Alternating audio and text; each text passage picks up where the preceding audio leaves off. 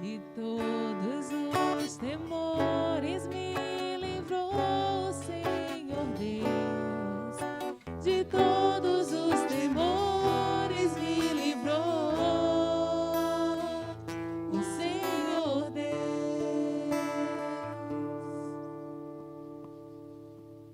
Pelo sinal da Santa Cruz, livre-nos Deus, nosso Senhor, dos nossos inimigos, em nome do Pai, do Filho e do Espírito Santo. Amém.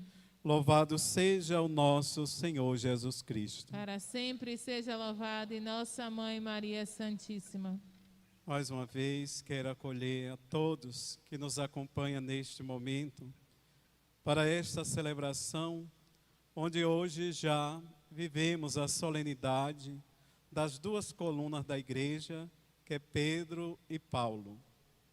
A liturgia celebra, portanto, a solenidade desses dois, que tiveram uma presença marcante na igreja primitiva, São Pedro e São Paulo.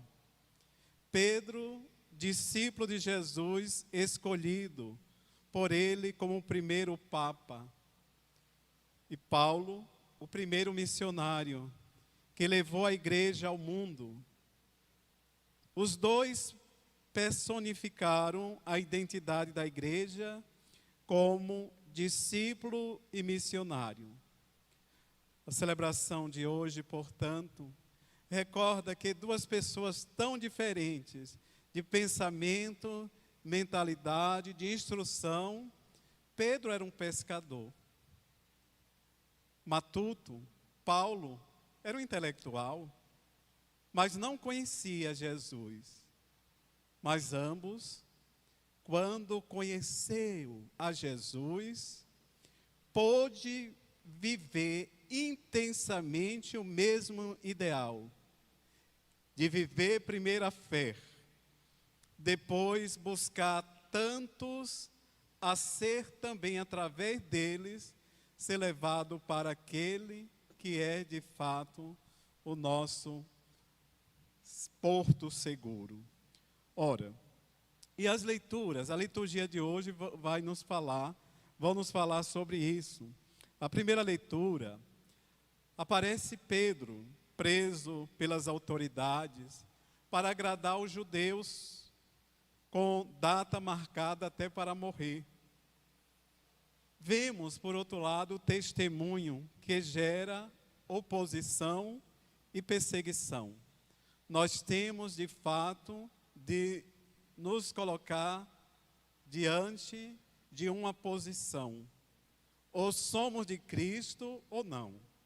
Não pode ser pessoas de duas palavras, ou sim ou não. Ou quente ou frio. Porque morno o Senhor diz que vomitará. Então quem toma a posição de Jesus tem que saber que terá as dificuldades como o mestre teve.